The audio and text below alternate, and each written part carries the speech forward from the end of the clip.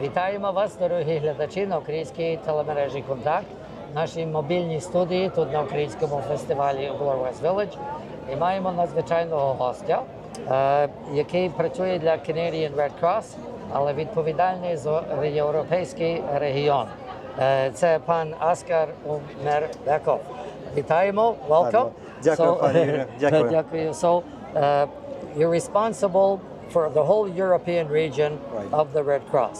So could you explain to us how your relation, obviously Ukraine is a part of your portfolio for the Red Cross, and how do you report to, or how does the working triangle work with in relation to Canada, your responsibility, which is about Ukraine? Дуже дякую, пане Юрій.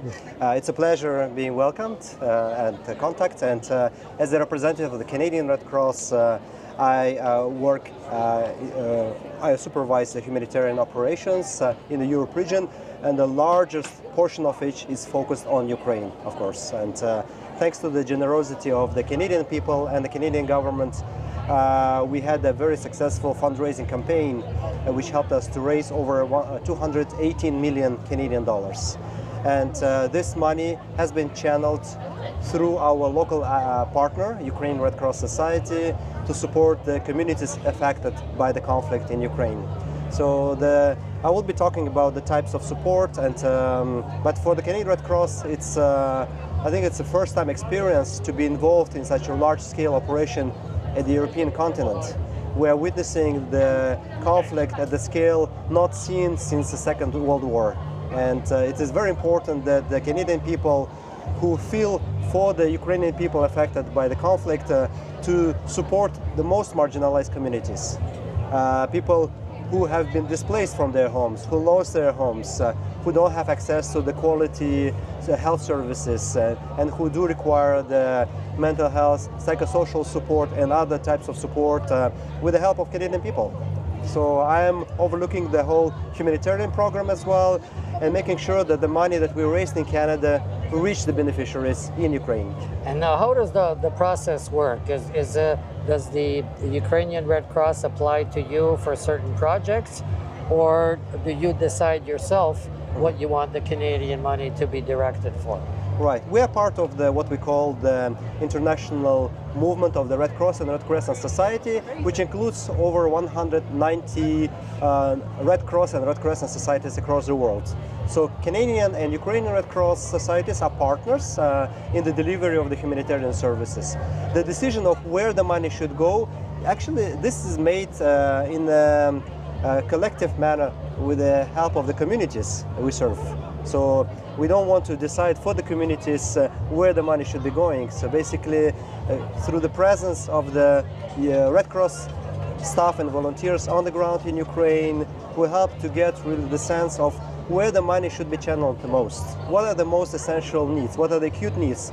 And basically, to date, through the feedback we gather through the communities, we are helping the Ukrainian communities with the health services. So we do have 11 mobile health units operating in the two provinces in Cherkasy and Poltava, serving the population over several hundred thousand of population. Then we do help rehabilitate the infrastructure damaged through the conflict, including the health infrastructure. So one of the recent examples, of course, we all witnessed the unfortunate strikes in Kiev that affected the hospital in Kiev. And we recently donated 600,000 Canadian dollars through the Ukrainian Red Cross Society to help rebuild the damaged health infrastructure. And this decision has been made based on our assessment of the needs on the ground as well. So people are telling us as well where the needs are most acute, and we help to respond through the Canadian funding raised here in Canada with the help of the people and the government. Well, Askar, this is quite amazing. I don't think all of us here in Canada understand the devastation or the damage caused by this war on the Ukrainian land, on the Ukrainian people. So it's fantastic that you are doing all this work. And do you have a feeling, or is there any measuring opportunity to consider the impact that, let's say, that your work or that your finances have on results in Ukraine. Absolutely. No, our main objective is to ensure that the money reaches the communities in need, that the money is not diverted, is used for the right purposes, and of course the impacts. Some of the impacts are easier to measure, like judged by the numbers of people we reach through health services, through the program of rehabilitating the damaged infrastructure. We are preparing for one of the harshest winters in Ukraine as well, and our objective is, of course, to support through the Ukrainian Red Cross Society, ensuring that the communities are equipped with the decent living conditions, that the conditions, especially for mostly of the internally displaced people living in Ukraine as well, are decent, and they can cope with this harsh winter. We do provide the supplies. Some of the supplies include the generators going to the health and educational centers as well, and there are a number of other activities. I mean, the list is very long, but mostly we do make sure that the communities do receive this help directly as well through the local partner, Ukrainian Red Cross Society. And today we are pleased to welcome on their first visit to Canada Ukrainian Red Cross Society leadership. And the objective of this one-week visit is actually to share some of the stories on the impacts that have been made through the money we raised in Canada. So provide some concrete examples as well, how this money has helped to make the lives of people, to improve it for the better and help them cope with those very difficult conditions. I've been many times in Ukraine, and it's really saddening to see the plight of people, all the sufferings.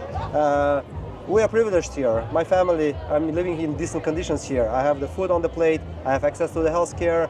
My daughter, she has access to the daycare as well. All she witnesses is actually the playground, and she is interacting with children. The children in Ukraine, I mean, they're waking up in the middle of the night by the sound of the sirens. They have to go to the bomb shelters as well. So all the things, it's important that we share those stories back with Canadian people as well. And we prove as well that the money that we raised here as well is helping those people, the communities in Ukraine as well, to overcome those difficulties. Yeah, we are privileged again, we are lucky, but there are so many people as well who are unfortunate as well, and who have to live outside of their homes, and who probably will never regain their normal life as well. So we're trying to do our level best as well to address those acute needs as well, and to help them to rebuild as well their lives, to strengthen the resilience of people.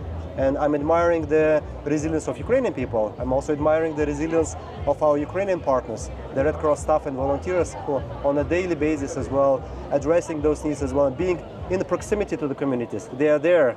In every single village of Ukraine, you have the staff and volunteers of the Ukrainian Red Cross Society. And rest assured that the Canadian footprint, Canadian impacts are felt there. We are recognized as one of the most significant partners supporting Ukraine in these difficult times. Oh, well, Askar, thank you very much for bringing to focus all the things that over time we tend to forget and sometimes don't even know. But war is a terrible thing. It's sort of like official murder. But we thank you again for highlighting this and for your work and countering and overcoming the damage done in Ukraine. Thank you so much. And again, I want to salute and commend all those great efforts that are made by every single individual supporting the communities at risk and in great need of help. The war will be over, and I hope sooner rather than later as well, but the needs will continue to exist. And it's important that through the actors such as Ukrainian Red Cross Society, we continue to empower and strengthen the communities as well. They will need our help for the years to come as well. And I would say ordinary people are doing extraordinary things on a day-to-day basis today in Ukraine. Thank you so much. Okay. Це була розмова з Аскаром Умарбековим, який репрезентує канадський Red Cross, Червоний Хрест в Європі, в околицях Європи, яка включає, очевидно, і Україну. Дякуємо дуже за розмову. пані. І вертаємося до програми після наступних реклам. Дуже дякую. Дуже дякую.